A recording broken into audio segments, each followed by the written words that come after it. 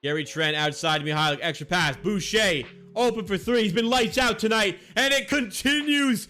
Chris Boucher. 28 points. 18 rebounds. Wow. Oh, Gary Trent Jr. gives the Raptors the advantage. And after a horrible game, Gary Trent steps up in the big moment to deliver the three-pointer and give the Toronto Raptors the advantage. Wow. Fuck. Yeah. Philly ball. Yeah, Philly ball. That's off Siakam's foot. The Raptors, they fight it out. They had a really tough night here with a very poor roster, but they fight right to the end, and they really make it nervous for Philadelphia in this one. But they fall by 5 points. We're going to break down everything that you need to know about this game in tonight's post-game show.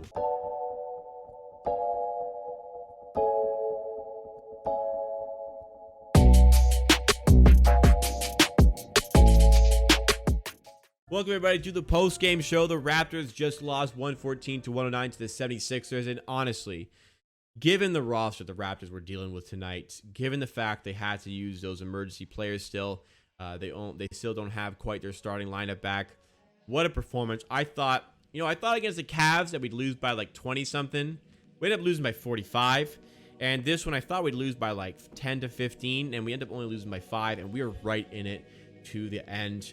Some free throws help out the Sixers maybe a little bit near the end, but I think the talent just did kind of take over. The Raptors just didn't quite have enough for this game, and as a result, the Sixers come away with that 5-point victory. The Raptors, some outstanding individual performances from Siakam and Boucher. Like Boucher, wow, career night, 28 points, 19 rebounds, 10 for 14 from the field, 5 for 7 from 3. Boosting up that trade value so we can get a real center, it does seem. But no, I give Boucher a lot of slack. I really am hard on Boucher. I think that's just the way he's been playing. But credit where credit is due. Absolutely phenomenal display from Chris Boucher. Like, that is absolutely absurd, the stat line that he put up tonight. But not a ton of help in other places. Malachi Flynn, disappointing again. Mihalik, extremely disappointing again. Not really extremely, somewhat disappointing, but it is what it is. The Sixers, they had Thibault, Curry, Maxey, Embiid, and Harris starting, and Embiid balled out. Tobias Harris had a triple-double. Both of them had 14 free throws each, which maybe played a part in the way this game kind of transpired. The Raptors, they just don't really have enough to compete with that, given the lineup. Malachi Flynn continues to really not impress, and a lot of people ask me, is it Malachi Flynn not playing well, or is it Nick Nurse not giving him a chance? People tell me Nick Nurse isn't giving Malachi Flynn the chance to actually get minutes. Well, when Malachi Flynn gets the minutes, like in this game, he doesn't show any reason to play him more minutes than you need to.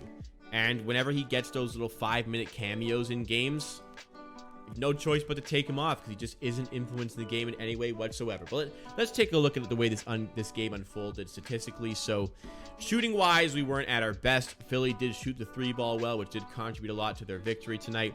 Rebounds were even, so hustle stats great for the Raptors. Turnovers a little bit in their favor. I can live with that based on the roster that we had. Box scores a little bit more telling. Let's take a look at the free throws.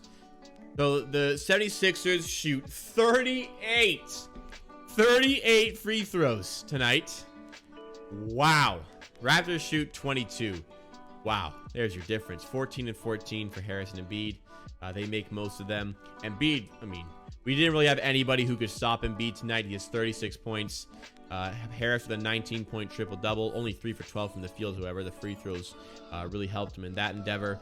Their bench provides a big spark. Niang, 7 for 10 from the field, 5 for 8 from 3 with 19 points. That's very impressive. Korkmaz always seems to kind of do a good job against the Raptors. Then you go to the Raptors. 28 and 28 from Siakam and Boucher, both of whom had a great game, especially Boucher, as I alluded to earlier. Utah played decent in his role. Gary Trent, 19 points, but don't let it fool you. This guy would not stop shooting tonight. 6 for 24 from the field, and man, Gary Trent really does not have a conscience when he shoots, as does Malachi Flynn, 2 for 12. and 2 for 8 from 3 from Malachi. The bench, it is what it is. But a good spark, DJ Wilson. Missed the first half due to health and safety protocols. Cleared protocols for the second half, where he had 9 points, 2 for 3 from the field, 6 rebounds, and he was a plus 12. I thought DJ Wilson was pretty great, and really making a case for him taking over Isaac Bonga's roster spot. How the rosters work in the NBA, you're allowed 15 players plus 2 two-way players. You're allowed 17 in total. Raptors already have their 2 two-way players in David Johnson and Justin Champagnie. We only have 14 players on our roster, but if we sign somebody else, we would go into the luxury tax. For a team that is now 14 and 17, there really is no reason to go into the luxury tax, so we're not going to do that. If we want to sign DJ Wilson, which I think really needs to be a serious conversation amongst the coaching staff and front office, you have to cut somebody. And if you cut somebody, it's probably going to be Isaac Bonga, the man who's not going to make the roster. And I think that's a completely fair assessment of the situation based on the way that he has been playing, both for the 905 and for the Raptors. Bonga, I think the upside needs to be assessed. Is there really a ton of upside? I'm not sure. DJ Wilson looks like, based on our very, very limited sample size for what he's been doing for the Raptors, looks like somebody who can help us out immediately. And I think it might be worth it. A conversation needs to be had. Check out what you got in practices to see if DJ Wilson can really be an influence on this team. But as far as this game goes, I thought we were going to get blown out. Honestly, with the roster we had, I was expecting Siakam to be inefficient and just put up a ton of points. He put up a ton of points and was efficient. But I'm not upset. 5 points to this Sixers team, given our roster, that's pretty great. In all honesty. So I'm in no way going to be upset about this one, and I hope none of you are upset about this either, because we were fine. We were fine. Free throws, I mean, I don't think the rest were that bad. I think a lot of it was just they got the calls they deserve. We just didn't have the players to defend Embiid. We naturally had to foul a lot of the time, and Embiid is a good free throw shooter.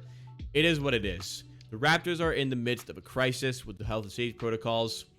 And, you know, we're just going to have to tread water while we can. I think this is a good morale-boosting performance. Siakam, great game, back from health and safety protocols. Outstanding first quarter. Hopefully, you can keep that for the New Year's Eve game when a lot more players will be back. Chris Boucher has been very poor this season, but this is an absolutely outrageous stat line from Chris. So, hopefully, this gives him some confidence. Hopefully, this gets him going. But I'm hoping on New Year's Eve. Ken Burch should be back. We should have other players who clear protocols. And this team is going to resemble, you know, an NBA roster again.